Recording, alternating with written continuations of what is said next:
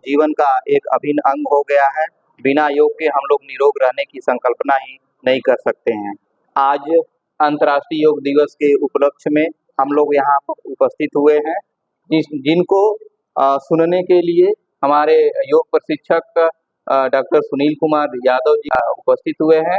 आपका विभाग की ओर से, हम सबकी ओर से आपका स्वागत अभिनंदन है। और इनका स्वागत करने के लिए मैं विभागाध्यक्ष प्रोफेसर सुरेंद्र राम से निवेदन करता हूं कि सर का वह स्वागत करने की कृपा करें।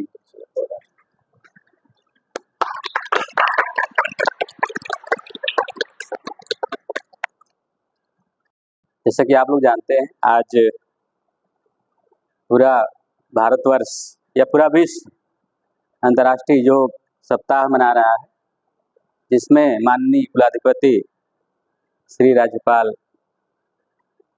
की तरफ से एक राजाज्ञा जारी हुई है, जिसके तहत पूरे राज्य विश्वविद्यालय को यह निर्देश दिया गया है कि आप लोग अधिक से अधिक संख्या में जो योग शपथ है वो बच्चों से ग्रहण करवाएं, अपने भी ग्रहण करें, अपने परिवार से भी, मतलब जितना अधिक से हो सके शपथ ग्रहण करवाएं। और साथ ही साथ एक योग अवेयरनेस का प्रोग्राम भी करें, जिसके तहत माननीय कुलपति जी के द्वारा एक निर्देश या आदेश भी निकाला गया है, जिसके तहत जो है हम लोग आज 18 तारीख को विभाग में भी कार्यक्रम करना है और साथ ही साथ विश्वविद्यालय का अपना एक केंद्रीय कार्यक्रम होगा। सारे विश्वविद्यालय के अध्यापक, कर्मचारी, अधिकारी और सब विद्यार्थी मिलकर के करेंगे। वहाँ पे 12:30 बजे से है और हम लोगों को था कि विभाग में आप कार्यक्रम करेंगे, उसका जो फोटो है वह फोटो जो है आपको अपलोड करना है पोर्टल पे। तो उसी के तहत यह कार्यक्रम हम लोग आयोजित कर रहे हैं। क्योंकि छुट्टियाँ चल रही हैं गर्मी की, बहुत सारे बच्चे हमारे और अध्यापक लोग भी छुट्टी पे इधर उधर हैं, बाहर हैं, फिर भी हम लोग, आप लोगों ने मेरे एक निर्देश को फॉलो किया, विश्वविद्यालय के निर्देश को फॉलो किया और आप यहाँ उपस्थित हुए हैं। और अभी ये सवाल उठा कि प्रशिक्षक कौन रहेंगे, किसको इनवाइट किया जाए। मैंने बहुत लोगों से संपर्क किया, सब लोग बाहर हैं, आउट ऑफ स्टेशन है।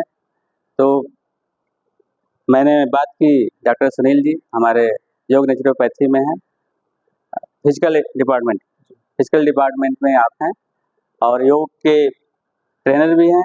इन्होंने जगह जगह में आपको प्रशिक्षक भी दिया है और अपने बच्चों को भी बताते रहते हैं। और हमारे यहाँ भी कई बार आप आ चुके हैं। और सर आपका यहाँ पे इस विशेष शिविर में, विशेष कार्यक्रम में जो अंतर्राष्ट्रीय योग दिवस के उपलक्ष्य में मनाया जा रहा है, जिसका हमने टॉपिक हम लोग रखे हैं योग स्वस्थ एवं निरोग जीवन का आधार। इस पे सर आप बातचीत करेंगे और आपने जो अपना कीमती वक्त दिया है इस विभाग के लिए, हमारे बच्चों के लिए, हम सभी के लिए, उसके लिए सर आप बधाई के पात्र हैं, धन्यवाद के पात्र हैं। हम अपने विभाग में, विश्वविद्यालय में आपका हार्दिक स्वागत, वंदन और अभिनंदन करते हैं। जो जीवन शैली जिसका आप देख रहे हैं कि हमारे जीवन शैली के कारण, कुछ गलतियों के कारण आज पूरा विश्व आग के उस गोले के समान तप रहा है और पूरा का पूरा विश्व चिंतित है इससे कैसे, इस समस्या से जो ग्लोबल वार्मिंग है, जो भूतापन की समस्या है, उससे कैसे निजात पाया जाए, कैसे इससे बाहर आए। क्योंकि आप देख रहे हैं अप्रैल महीने से ही यह जो गर्मी का प्रकोप है जारी हो गया है, रेड अलर्ट भी जारी हो गए हैं। हीट स्ट्रोक के बहुत सारे लोग उसमें आ जा रहे हैं, उसके परिधि में आ जा रहे हैं, तो बहुत सारे लोग जान भी गंवा बैठे हैं। तो आप देख रहे हैं कि बहुत सारे लोग, अगर आप देखेंगे तो इसमें बहुत सारे लोगों की क्षति, जनधन की क्षति भी हुई है। तो इसी को ध्यान में रखते हुए कैसे योग एक स्वस्थ जीवन शैली हमें प्रदान कर सकता है, हमें आने वाले भविष्य के जो खतरे हैं उसको कैसे हम कम कर सकते हैं विद द हेल्प ऑफ योग, और योग को अपने जीवन में, जीवन का एक हिस्सा बना करके कैसे हम एक स्वस्थ जीवन, एक निरोग जीवन जी सकते हैं। इन तमाम विषयों पे आज बातचीत होगी और उस बातचीत को करने के लिए हमारे बीच डॉक्टर सुनील कुमार जी हैं। सर आपका हम यहाँ पे हार्दिक स्वागत, वंदन और अभिनंदन करते हैं सर कि आपने हमारे लिए, हमारे बच्चों के लिए और विभाग के लिए जो समय दिया है उसके लिए हम रेडी हैं सर। और सदैव ये विभाग आपका आभारी रहेगा। और उस जो आपका जो एक योग के प्रति लगाव है कि योग का नाम, जहाँ भी योग का नाम आता है आप तत्पर रहते हैं, हमेशा तैयार रहते हैं कि नहीं सर अगर योग का कार्यक्रम जरूर हम आएंगे। तो इस आपकी जो ये जो आपके अंदर जो लगाव है, जो प्रति एक पॉजिटिव एटीट्यूड है, एक दृष्टिकोण है, उसको मैं नमन करते हुए आपको सर आग्रह करते हैं कि आप आएँ और हमारे बच्चों को योग के विषय में कुछ बातें बताएं। डॉक्टर दिनेश।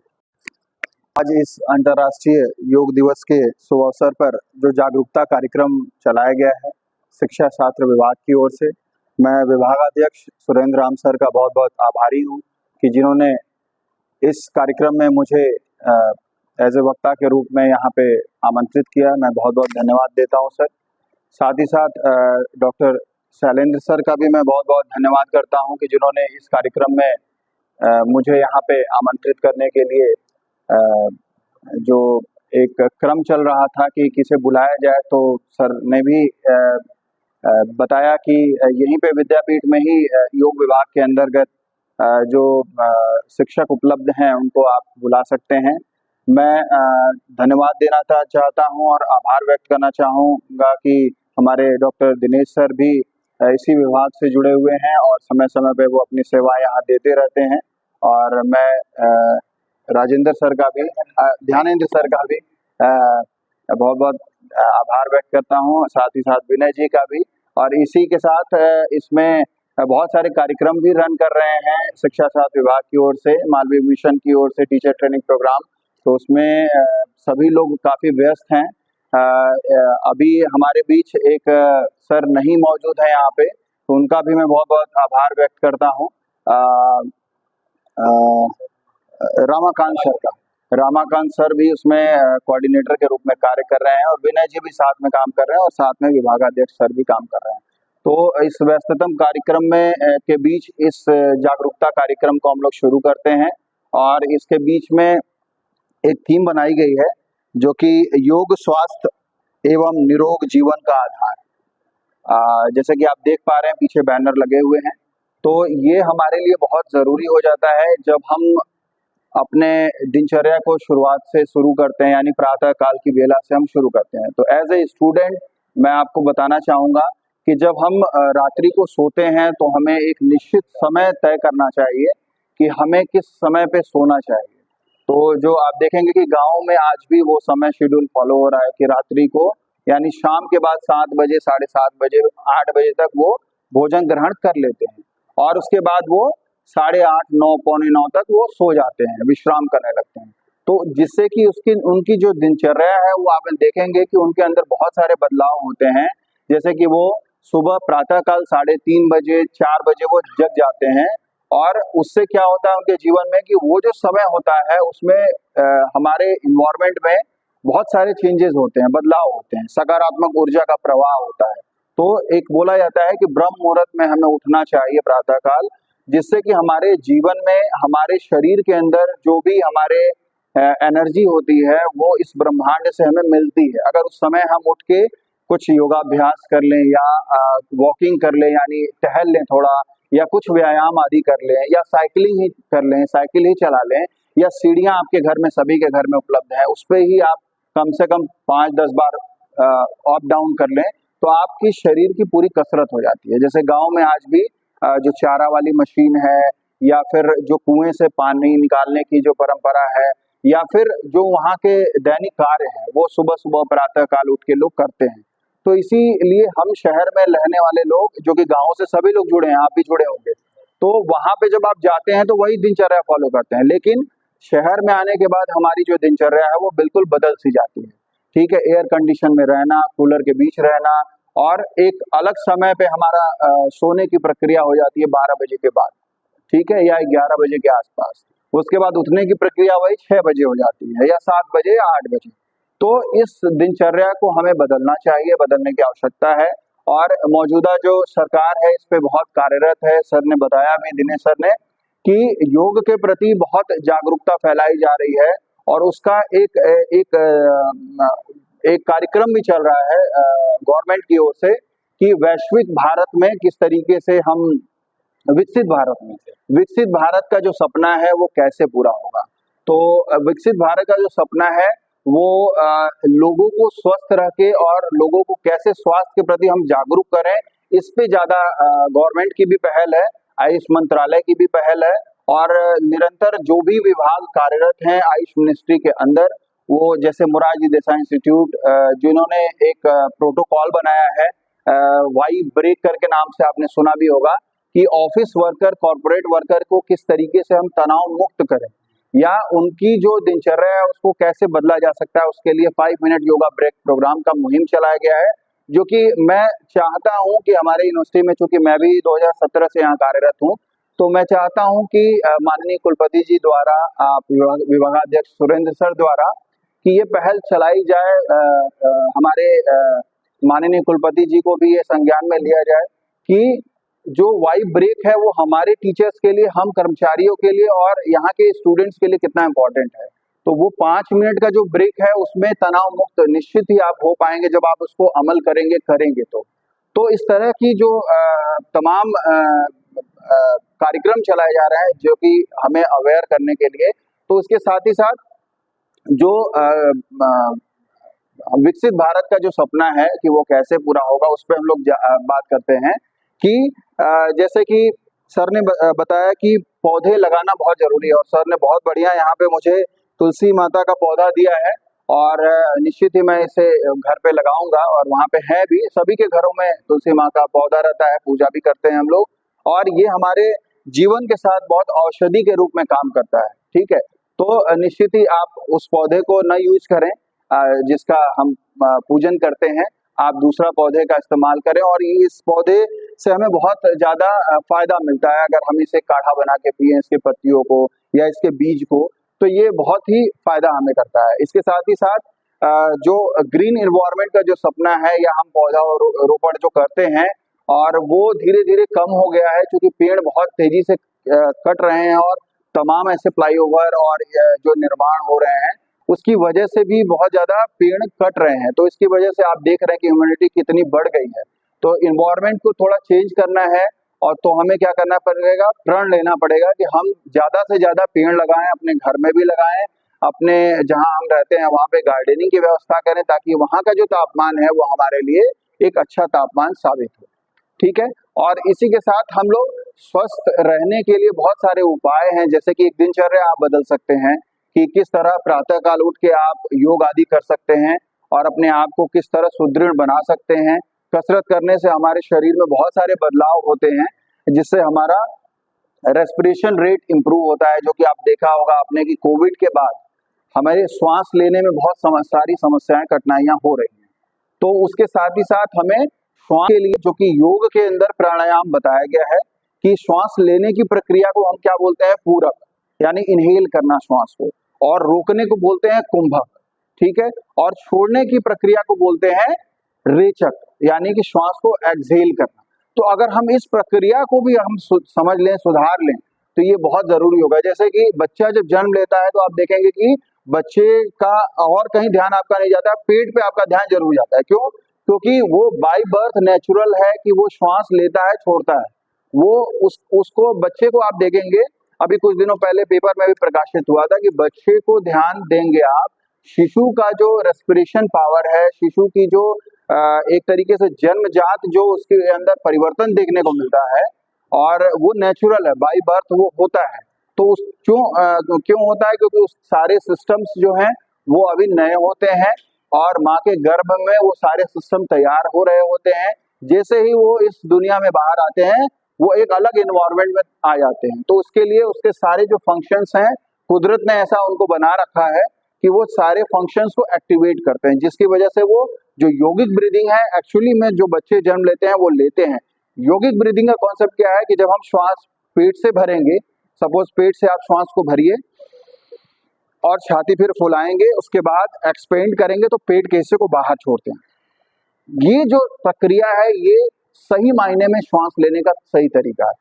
इसको लेने से आपके अंदर बदलाव क्या क्या होंगे? आपका स्ट्रेस लेवल लो रहेगा, यानी कि बहुत ज्यादा नहीं रहेगा। एंजाइटी आपकी संतुलित में रहेगी, यानी कि जितनी एंजाइटी चाहिए उतनी रहेगी, और आपके लंग्स कैपेसिटी इंप्रूव होगी। साथ ही साथ आपके बॉडी के अंदर जो फैट बन रहा है वो भी दूर होगा।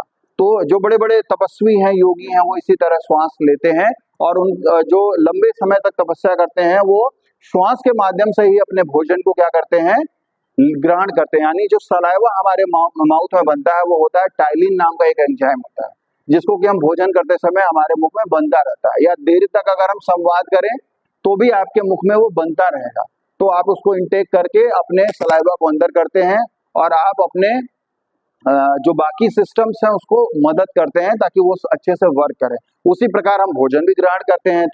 तो ये सारी जो बातें हैं ये आपके लिए बहुत लाभवर्धक है कि हम अपनी श्वास की प्रक्रिया को अगर सुधार लें तो हमारे बहुत सारे ऐसे जो डेली लाइफ की जो एक्टिविटी है वो बहुत कुछ बदल जाएगी। यानी हमारा स्ट्रेस लेवल कम रहेगा, हमारा ब्लड प्रेशर उससे कम होगा, तो हमारी जो बाकी के जो काम है, सपोज आप एज ए स्टूडेंट अगर समझते हैं तो आपको पठन पाठन करना है, आपको पढ़ाई करनी है, देर तक 5-6 घंटे आपको लगातार क्लासेस अटेंड करनी है, तो उसके लिए आपके अंदर भरपूर ऊर्जा रहे। बच्चों में एक और चीज देखी गई है कि जो शिशु जो बच्चे छोटे होते हैं उनके अंदर सरप्लस एनर्जी होती है, ज्यादा सरप्लस एनर्जी सभी के अंदर होती है, लेकिन उसके अंदर बहुत सारी स्टडीज हुई है तो उसको एक नाम दिया गया सरप्लस एनर्जी। ठीक है, तो सरप्लस एनर्जी के अंतर्गत बच्चों में आप देखेंगे कि वो किसी भी तरह से अपनी ऊर्जा को व्यक्त करना चाहते हैं, यानी वो बहुत तेज दौड़ेंगे, भागेंगे, कुछ क्रियाकलाप करेंगे, गिर जाएंगे, उड़ जाएंगे, ठीक है, चेयर मिल जाएगी तो उसी को दौड़ाने लगेंगे, या जो भी एक्टिविटी वो करते हैं। या आप देखेंगे कि स्कूल में बहुत तरह की एक्टिविटी होती है, उनको बॉल के साथ कराया जाता है, या पीटी एक्सरसाइज कराया जाता है, या योगाभ्यास कराया जाता है, या डिफरेंट डिफरेंट गेम्स के माध्यम से उनको एक्टिविटी करा के उनका ध्यान आकर्षित किया जाता है। तो उनके अंदर ऐसी एनर्जी होती है और हमारे अंदर भी होती है, लेकिन हम उस एनर्जी को हम फील नहीं कर पाते क्योंकि हमारा इतना बिजी शेड्यूल रहता है कि सुबह से उठ जाने के बाद आपको क्या क्या, सपोज एज ए टीचर मैं बात करूं तो क्लासेस लेना है, उसकी तैयारी करनी है, उसका रिवीजन करना है, प्लस कुछ यूनिवर्सिटी के अपने काम होते हैं, डिपार्टमेंट के अपने काम होते हैं, तो उसमें भी पेपर वर्क, कंप्यूटर वर्क वगैरह वगैरह चलते रहते हैं। तो इस बीच में सारे जो हमारी एनर्जी है वो लो हो जाती है।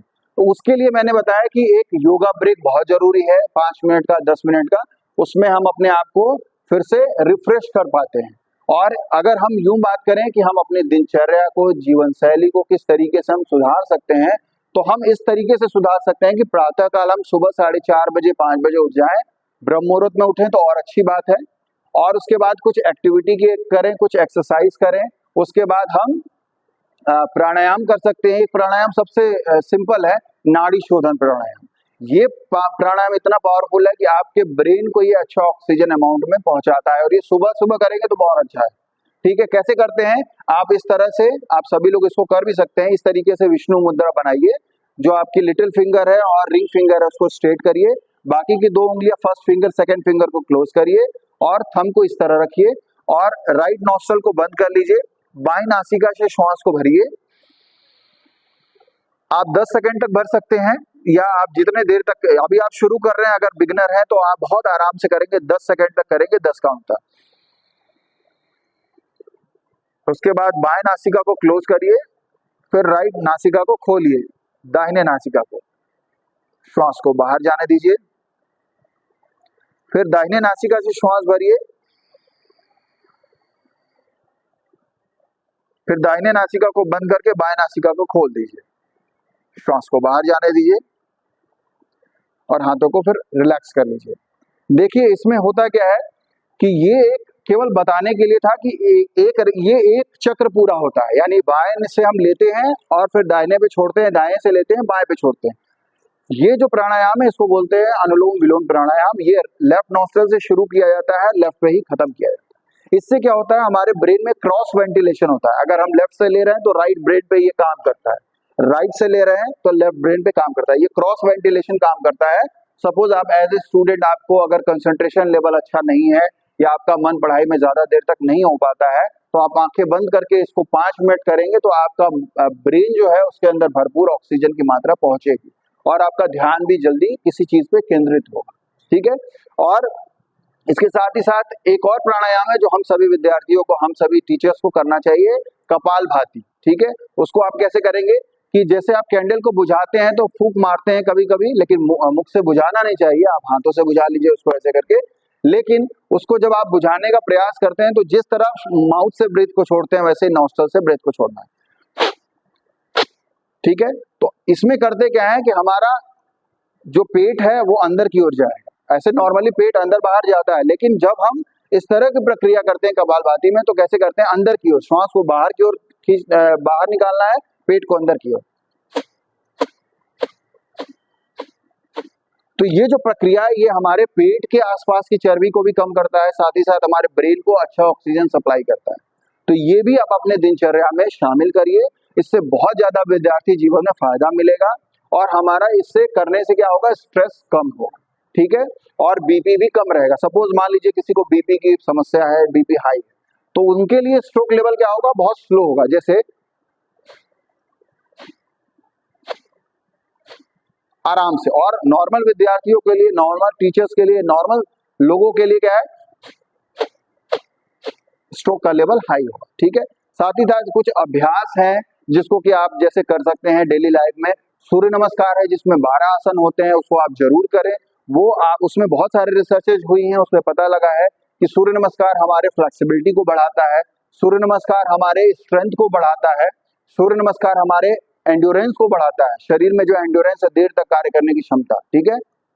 और साथ ही साथ हमारे इम्यून सिस्टम को, जो कि अभी कोविड में बहुत ज्यादा इफेक्टेड हो गया था, उसको भी बूस्ट करता है। सूर्य नमस्कार करने से आपके बॉडी में फैट धीरे धीरे गायब हो जाता है और हमारे स्टेमिना को, इम्यून सिस्टम को बूस्ट करता है।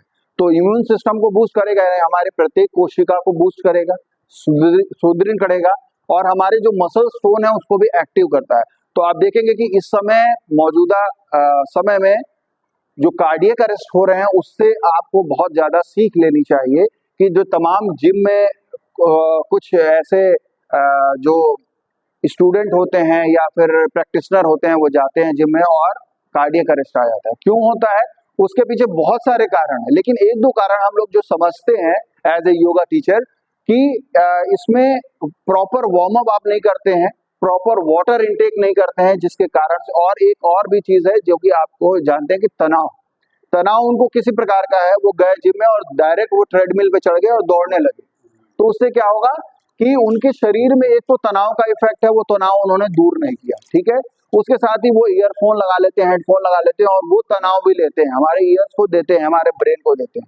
तो यानी कि वो जो माहौल है एक एक्सरसाइज का, एक्टिविटी का, वो एक बहुत सिंपल और पीसफुल इन्वायरमेंट होना चाहिए। और अगर म्यूजिक बज रही है तो म्यूजिक का एक लेवल होना चाहिए, वो दूर से आप सुने तो चलेगा, ठीक है। और कुछ एक्सरसाइज कर लें थोड़ा सा। आजकल कार्डियो एक्टिविटी के लिए बहुत ज्यादा लोग करते हैं, कार्डियो रस्से से लेके, टायर से लेके, बहुत सारे हथौड़े उस पर मारते हैं और तमाम इस तरह की एक्टिविटी करते हैं, रोप स्किपिंग भी करते हैं। लेकिन वो सारी एक्टिविटी कब करें, जब हमारे शरीर का तापमान उस एक्टिविटी करने के लिए तैयार हो जाए। तो मेरे कहने का मतलब है, योग में ऐसी कोई वो नहीं है, आप देखेंगे कि योग करते समय किसी के साथ ऐसा भगवान न करे हादसा हो जाए, ऐसे हुआ भी नहीं है। लेकिन जब हम योग करते हैं तो योग में हमारे जिम और योग में बहुत ये विशेष अंतर पाया जाता है कि जिम में आप तमाम इस तरह के सप्लीमेंट लेते हैं, तमाम इस तरह के जल्दी से रिकवर करने के लिए, बॉडी को टोन करने के लिए एक्टिविटी करते हैं, ज्यादा डंबल्स लगाते हैं, ज्यादा रेपिटेशंस बार को उठाते हैं, उसमें ज्यादा वेट देते हैं, या फिर जो कुछ एक्सरसाइजेज ऐसी होती है जो मशीन के थ्रू होती है, हाइड्रोलिक मशीन अब तो आ गई है। तो ये सारी चीजें हम तब करें जब हमारी बॉडी पूरी वार्म अप। और योग में हम ऑर्गन्स के ऊपर भी इफेक्ट करते हैं, यानी प्रत्येक आसन में हम श्वास के प्रति करते हैं, और उस आसन में हम अपने आप को संतुलित रखते हैं, तो हमारे ऑर्गन्स भी अंदर से एक्टिवेट होते हैं। तो ये बड़ा विशेष अंतर है योग में और जो जिम में आप एक्सरसाइज करते हैं। तो उसके लिए मेरे एक सलाह यही रहेगी कि आप प्रॉपर वाटर इंटेक करें, किसी भी एक्टिविटी में प्रॉपर आप वाटर इंटेक करते रहें, क्योंकि अभी गर्मी बहुत ज्यादा है, 46-47 डिग्री टेम्परेचर हो गया है। तो पानी का आप बार बार इस्तेमाल करें, ठीक है, उसमें ग्लूकोज मिला के पिए, उसमें इलेक्ट्रॉल मिला के पिए, तो आपके लिए फायदेमंद है, या लेमन मिला के पिए, ठीक है, सुबह सुबह शहद डाल के पिए, वो भी बहुत फायदेमंद है। और साथ ही साथ इसके आप थोड़ा सा भोजन सुबह उठते कर लें, ठीक है, थोड़ा सा आहार लेके जब आप निकलते हैं धूप में, तो आपके लिए फायदेमंद होता है। और अगर हम अरेस्ट की बात करते हैं तो इसमें क्या है कि आपको अपनी बॉडी का टेम्परेचर धीरे धीरे हाई करना चाहिए, धीरे धीरे, यानी जैसे आप ग्राउंड में जाते हैं, ठीक है, या आप घर में भी छत पे व्यायाम कर रहे हैं, तो आपको पहले क्या करना चाहिए, लाइट स्ट्रेचिंग एक्सरसाइज करनी चाहिए। आपके अपर बॉडी का, लोअर बॉडी का, मिडिल बॉडी का स्ट्रेचिंग थोड़ा कर लेना चाहिए थ्रू ब्रेथ, यानी श्वास लेते हुए छोड़ते हुए, ठीक है, क्योंकि हमारे ऑर्गन्स भी अंदर क्या कर रहे हैं, उसको भी टेम्परेचर हमें देना है। नहीं तो होगा क्या, आप ऊपर से सतह को क्या करेंगे, बहुत हीट कर लेंगे और अंदर की सतह जो आपके ऑर्गन्स जो चल रहे हैं उसके अंदर क्या करेंगे, उसके अंदर कोई बदलाव नहीं करेंगे और लगातार सपोज आप उसी में गर्म चीज पी लेते हैं कई बार, तो वो ज्यादा नुकसान करता है। ठीक है, तो धीरे धीरे पानी को भी पीते रहेंगे, एक्सरसाइज भी करते रहेंगे और वॉकिंग करेंगे, फिर जॉगिंग करेंगे अगर ग्राउंड की बात करते हैं, फिर रनिंग स्टार्ट करेंगे। देन उसके बाद आप जब रनिंग 2 चक्कर 3 चक्कर कर लेंगे ग्राउंड के, उसके बाद आप रुकेंगे, कुछ स्ट्रेचिंग एक्सरसाइज करेंगे और उसके बाद फिर आप जो मेन आपकी एक्टिविटी है उसको करेंगे। तो ये ज्यादातर ये आपके स्वास्थ्य के लिए अच्छा रहेगा। और जैसे आप जिम में जाते हैं तो वहां पे भी आपको प्रॉपर विदाउट इक्विपमेंट के वार्म अप करना है आपके एक एक बॉडी पार्ट्स का। उसके बाद आपको धीरे धीरे रिदमिक एक्सरसाइज करना है, यानी एरोबिक एक्सरसाइज करना है। उसके बाद आप ट्रेडमिल पे जाइए, वेट उठाइए, उस तरह की प्रॉब्लम्स नहीं होगी, कम होगी। ठीक है, और साथ ही साथ आप अपने स्ट्रेस को दूर करने के लिए, जैसे कि मैंने पहले भी बताया कि दिनचर्या में आपको परिवर्तन करने की आवश्यकता है आज के युवा को, कि रात्रि को हम 10 बजे से पहले सो जाए या 10 बजे लास्ट सो जाए, 4 बजे उठ जाए या 5 बजे लास्ट उठ जाए। उसके बाद अपनी जो एक्टिविटी है, जो भी आप प्रेयर आदि प्रार्थना करते हैं या एक्सरसाइज करते हैं, उसके बाद आप नहाते हैं, अपने आप को स्वच्छ रखते हैं, फिर आप नाश्ता वगैरह करते हैं, तो आपको जल्दी भूख लगेगी। उसका एक फायदा बड़ा मिलेगा कि जो आपको 9 बजे 10 बजे भूख लगती है, आप लंच बॉक्स लेके आते होंगे, तो आपको सुबह 8 बजे से पहले आपको भूख लग जाएगी। इसका एक फायदा ये मिलेगा, और भूख जल्दी लगेगी, समय पे लगेगी, तो वो खाना शरीर को भी लगेगा। दूसरी चीज कि आपको दोबारा से जो आपका लंच का टाइम है वो 12 से पहले आ जाएगा। ठीक है, फिर शाम को आपने स्नैक्स कुछ खा लिया, उसके बाद रात्रि को आप 8 बजे तक भोजन आदि ग्रहण करने के लिए इच्छुक हो जाएंगे। ठीक है, ये जो आपकी दिनचर्या है ये इसमें बदलाव ला देगा। उसके बाद आप अगर जल्दी खा लेंगे तो आपको फिर नींद भी आएगी। तो खाने के तुरंत बाद आपको बेड पे भी नहीं जाना है, कम से कम 2 घंटे या 1 घंटे तक। ठीक है, आपको कुछ ना कुछ एक्टिविटी करनी है। खाने के बाद भी आप टहल सकते हैं, आधा घंटा, 20 मिनट, 15 मिनट, और उसके बाद क्या करेंगे, आप बेड पे जाएंगे और वज्रासन लगाएंगे, क्योंकि आपने जो भोजन किया है वज्रासन से वो जल्दी डाइजेस्ट होगा। ठीक है, जिसमें क्या होता है, 6 लीटर सपोज हमारे शरीर में खून है, तो अगर हम पैर फोल्ड करके, अगर मान लीजिए आपके एंकल में प्रॉब्लम है, तो आप एक पिलो का इस्तेमाल कर सकते हैं। ठीक है, आपके घर में भी जो माताएं बहनें हैं उनको भी आप बताइएगा ये कि 1 गिलास 1.5 गिलास पानी अगर आप पी लेते हैं जब आप सोने जाते हैं, और खाना खाने के तुरंत बाद आपको पानी भी नहीं पीना है, तो थोड़ा आधा घंटे का ब्रेक देना चाहिए उसके। वज्रासन में जब बैठते हैं तो हमारा जो पैर फोल्ड होता है उससे हमारा जो ब्लड है वो ऊपर की ओर जाता है, और यहाँ एक चोक लगता है, यानी बंद लगता है, जिसके कारण से हमारा ब्लड हमारे एब्डोमेन की तरफ आता है, डाइजेस्टिव एरिया की तरफ। ठीक है, तो 2 लीटर ब्लड मान लीजिए ऊपर है, 2 लीटर यहाँ पे, 2 लीटर नीचे, तो वो जो 1 लीटर तो मान लीजिए नीचे रह जाता है, 1 लीटर खून ऊपर आ जाता है, और उससे हमारा डाइजेस्टिव जो एरिया है वो उसमें वर्किंग चालू हो जाती है, वो पाचन चयापचय की प्रक्रिया शुरू हो जाती है।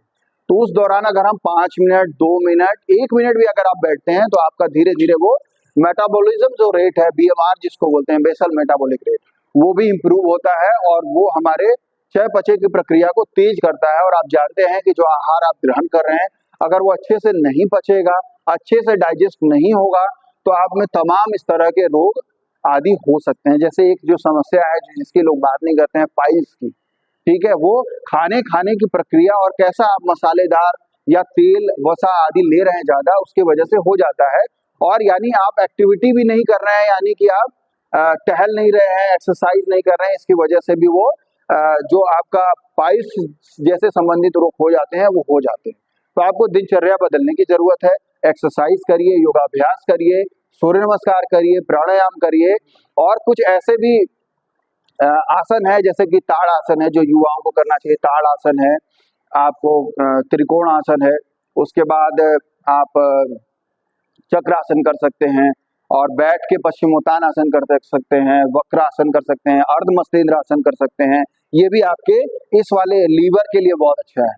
तो लीवर की अगर अभी बात याद आ गई, तो लीवर के लिए भी बताऊंगा कि अगर आपके गर्दन का जो साइज है वो 36 प्लस है, यानी कि 36 के ऊपर है, तो समझिए आपका फैटी लीवर है। ये नए शोध में पता लगा है कि 36 से आप इसको नाम मेजर करिएगा।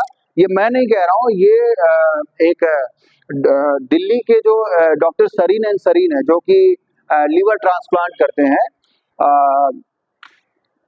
बिलेरी साइंस एक हॉस्पिटल है वहाँ पे। तो उन्होंने बताया कि अगर 36 से ज्यादा आपके इस गर्दन का साइज आ रहा है तो इट मीन्स कि आपका फैट बढ़ रहा है और आपका फैटी लीवर है। और ऐसे भी शरीर में बहुत सारे बदलाव होते हैं, जैसे आपको तमाम मस्से निकल जाते हैं, उसकी वजह से भी आपका लीवर एक इंडिकेट करता है। हाथों में अगर देखें तो लीवर इंडिकेट करता है, हाथों में हल्का सा पीलापन आ जाता है, ठीक है। और आप नेल्स को ऐसे दबाएंगे छोड़ेंगे तो आपका अगर ब्लड प्रॉपर नहीं आ रहा है तो समझ जाइए कि उसमें भी आपको समस्या हो रही है। तो ये तमाम ऐसे चीज हैं जो कि हम अगर योगिक दिनचर्या को अप्लाई करेंगे, अपने ऊपर लागू करेंगे, तो हमारा जो स्वास्थ्य है वो बेहतर होगा पहले से। तो हमें दिनचर्या आपको क्या क्या बताया कि प्रातःकाल सुबह उठना है और कसरत आदि करना है, वाटर खूब पीना है, यानी सुबह उठते ही आप पानी पीना शुरू कर दें, फ्रेश आदि होने के बाद आप व्यायाम करें, व्यायाम करने के बाद आप स्नान करें, स्नान करने के बाद आप कुछ नाश्ता करें, अल्पाहार लें, उसके बाद आप अपने क्लासेस के लिए आए, क्लासेस करने के बाद आप लंच लें, लंच करने के बाद आप घर जाएं, घर जाके थोड़ा सा रिफ्रेश हो जाएं, नॉर्मली आप बैठ जाएं या म्यूजिक सुन सकते हैं या थोड़ा टहल सकते हैं, गार्डन में जा सकते हैं। उसके बाद शाम को आपको कुछ खेलने का मन है तो खेल सकते हैं, अदरवाइज आप स्टडी कर सकते हैं। उसके बाद आप 8 बजे तक खाना खा लीजिए, डिनर कर लीजिए, उसके बाद 9 और 10 के बीच में आप सो जाइए, ठीक है। तो ये आपको लाइफ स्टाइल लागू करनी है। जो सुबह की कसरत बताई गई है उसमें आप सूर्य नमस्कार, प्राणायाम, कुछ आसन आदि कर सकते हैं, शवासन का प्रयोग कर सकते हैं, मेडिटेशन कर सकते हैं। ध्यान लगाने के लिए आपको सुख आसन में बैठ सकते हैं, पद्मासन में बैठ सकते हैं। तो ये जो स्वास्थ्य के लिए जो आपको जानकारी देनी थी वो जानकारी थी। और अगर आपको कोई आपके मन में सवाल हैं तो आप बिल्कुल स्वागत है सवालों का। ये 36 सेंटीमीटर हाँ। यम 90 मिनट आ जाता। विभागाध्यक्ष आज के कार्यक्रम में योग प्रशिक्षण के लिए पधारे हुए शारीरिक शिक्षा विभाग के सहायक आचार्य डॉक्टर सुनील कुमार जी, मेरी बड़ी बहन वीणा वादनी जी, विनय जी और हमारे प्रिय विद्यार्थियों, छात्र छात्राओं, जैसा कि विभागाध्यक्ष जी ने बताया कि हम लोग यह कार्यक्रम योग सप्ताह, योग के संदर्भ में जागरूकता फैलाने के लिए योग सप्ताह कार्यक्रम के अंतर्गत ये कार्यक्रम हम लोग कर रहे हैं, जो बहुत ज़रूरी है। मैं आप सभी लोगों को यह बताना चाहूँगा कि भारतवर्ष में योग अत्यधिक प्राचीन विषय रहा है और आज के प्रशिक्षक सुनील जी ने भी इस बात को रेखांकित किया कि हमारे ऋषि मनीषी एक लंबी उम्र तक स्वस्थ रहते थे, उसके मूल में उनकी यौगिक क्रिया ही थी।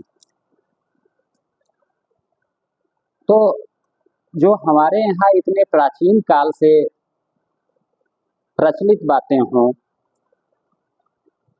वैज्ञानिक बातें हों, उसको हमें संपूर्ण विश्व में प्रसारित करना है और उसको अपने देश के युवा लोगों, बच्चों, विद्यार्थियों, इन सब में प्रसारित करते हुए उन्हें स्वस्थ रहने के लिए प्रेरित करना है। तो इस कार्यक्रम यह कार्यक्रम बड़ा ही समीचीन हो जाता है इस दृष्टिकोण से। अब कुछ सामान्य बातें हैं जो योग के संदर्भ में, प्राचीनता का संदर्भ लेंगे तो उपनिषदीय वाक्य जो हैं, उपनिषदीय वाक्य ये है कि शरीर माध्यम खलु धर्म साधनम, शरीर ही उन सारे क्रियाकलापों का माध्यम है और वह शरीर जब स्वस्थ रहेगा तभी हम अच्छे ढंग से अपनी दिनचर्या या अपने जीवन के सारे क्रियाकलापों को संपादित कर सकते हैं। उसमें शारीरिक स्वास्थ्य, भौतिक स्वास्थ्य के साथ साथ मानसिक स्वास्थ्य भी सम्मिलित हो जाता है। तो ये उपनिषदीय वाक्य है, शरीर माध्यम खलु धर्म साधनम। करो योग रहो निरोग।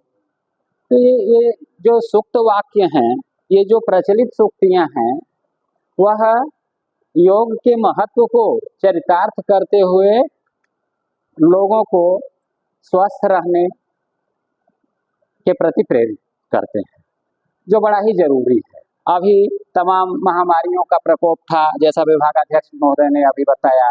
पर्यावरण संकट अलग से है, और वो पर्यावरण संकट ही तमाम तरह की बीमारियों, महामारियों को निमंत्रित कर रहा है। तो ऐसे में योग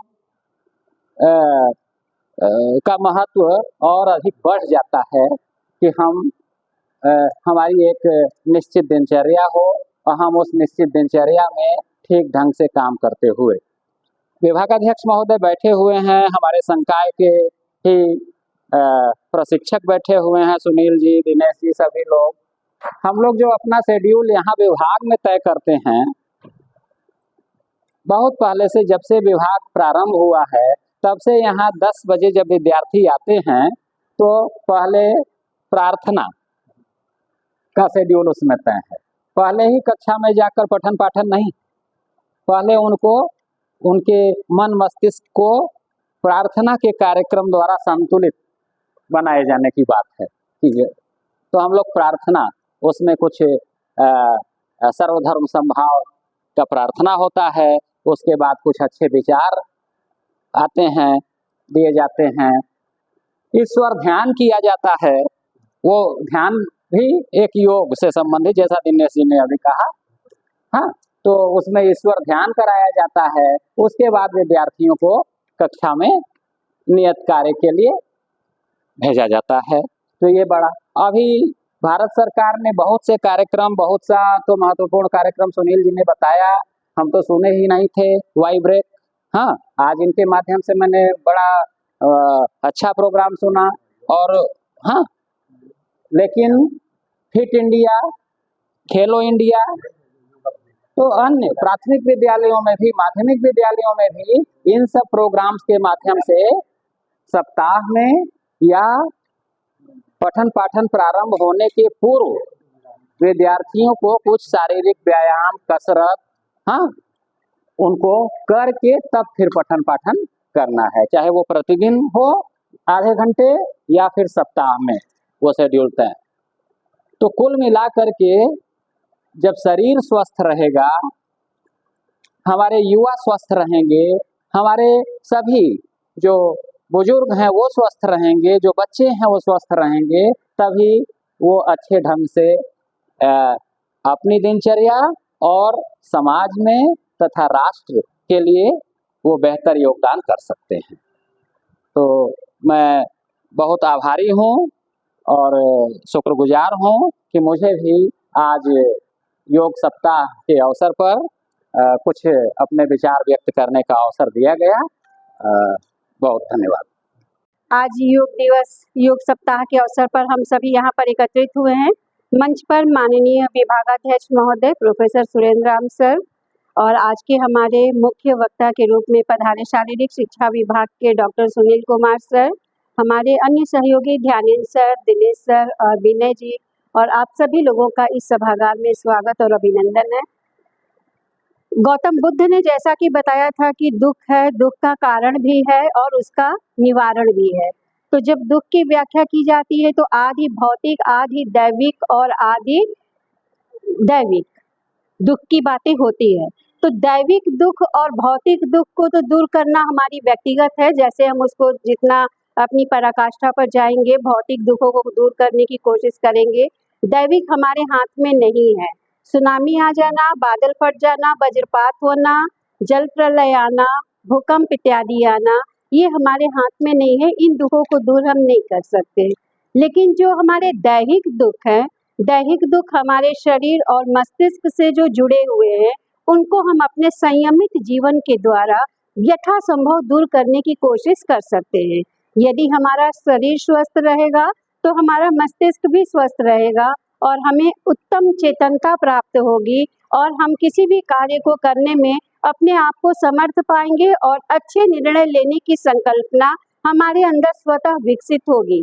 लेकिन अगर हमारा शरीर दूषित भोजन पदार्थ, दूषित दिनचर्या और दूषित रहन सहन के कारण, दूषित वातावरण में रहने के कारण जरा भी अस्वस्थ है तो उसका प्रभाव हमारे मस्तिष्क पर भी पड़ता रहता है, जिससे आलस्य, कार्य करने की क्षमता में कमी, किसी भी कार्य को पूर्ति से न कर पाना, ये सब लक्षण हमारे अंदर उपस्थित हो जाते हैं, जो कि हमारे युवा वर्ग के लिए काफ़ी सोचनीय विषय है। ऐसा उनके अंदर नहीं होना चाहिए, क्योंकि वो देश के भविष्य हैं, कर्णधार हैं।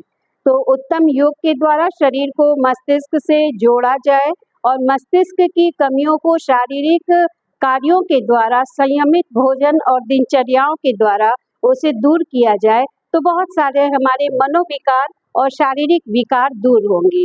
इन्हीं चंद शब्दों के साथ मैं अपनी वाणी को विराम देती हूँ। आपने नाम लिया तो आपको कभी अगर समय मिले तो आप देखिए कि महात्मा बुद्ध की जो वो विभिन्न मुद्राएं हैं योग के रूप में, आप देखेंगे कि भूमि स्पर्श मुद्रा है, ध्यान मुद्रा है, ये विभिन्न मुद्राएं निश्चित रूप से योग को बताती है। पतंजलि और महात्मा बुद्ध के बीच काफी अंतर तो नहीं है, मगर देखिए कि दोनों का मिलन एक योग के रूप में होता है। महात्मा बुद्ध ने जो योग के माध्यम से मनुष्य को जीवन जीने की संकल्पना को विकसित किया है, उसको हम समझे और जानने का प्रयास करें। मैडम ने ध्यान उधर हम लोग का आकृष्ट किया, उसके लिए बहुत बहुत धन्यवाद। अब बाकी प्रतिभागियों के रूप में अगर आपके मन में भी कोई अगर विचार है, कोई व्यक्त करना चाहता है तो उसका स्वागत है। आप सब विद्वान हैं, आप भी कुछ उसमें जोड़ सकते हैं। इधर विनय जी भी हैं, इधर हमारे योग के रूप में हमारे संजीव जी भी हैं। कुछ अगर संजीव जी बोलना चाहें। जो भी कहा राजेश है संजीव जी कुछ है? अंतर्राष्ट्रीय योग दिवस पर आप सभी को बधाई पहले, और हम सब मिलकर यहाँ पर योग दिवस पर इसके जागरूकता के बारे में जो आयोजित कार्यक्रम है, जैसा आप लोगों के सामने दिख रहा है, देख रहे हैं, जो कि एचओडी महोदय के संरक्षण में ये कार्य संचालित हो रहा है, और हमारे माननीय योग प्रशिक्षक महोदय डॉक्टर सुनील कुमार यादव जी हैं, जो हम लोगों को योग के बारे में बताएं। तो हम लोगों ने अपने बीएड विभाग के अंतर्गत में जब अध्ययन कर रहे हैं, तो हमने एक चीज़ सीखा है कि सर्वांगीण विकास।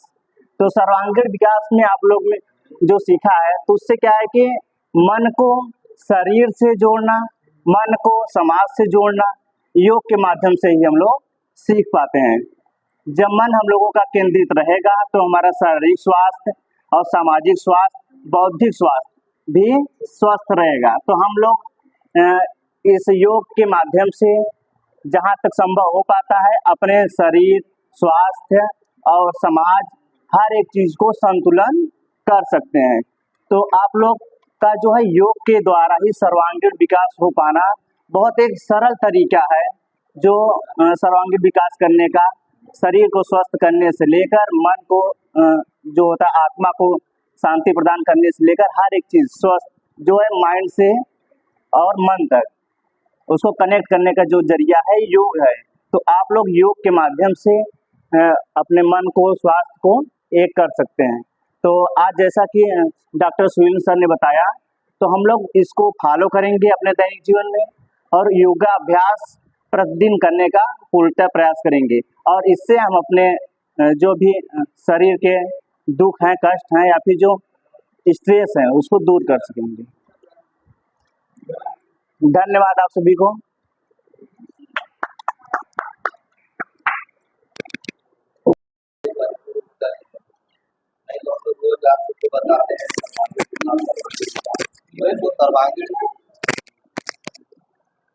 विकास में योग अपनी बहुत ही महत्वपूर्ण भूमिका को अदा करता है, क्योंकि जब हमारा शरीर ही स्वस्थ नहीं रहेगा, शरीर में हम बैठने की मुद्रा में न रहे, सही तरह से बैठ न पाए, रात में सोए नहीं आधा तरह पूरे तरह से, तो कैसे अपना सर्वांगीण विकास होगा। तो सर्वांगीण विकास करने के लिए योग तो बहुत ही महत्वपूर्ण भूमिका निभाता है।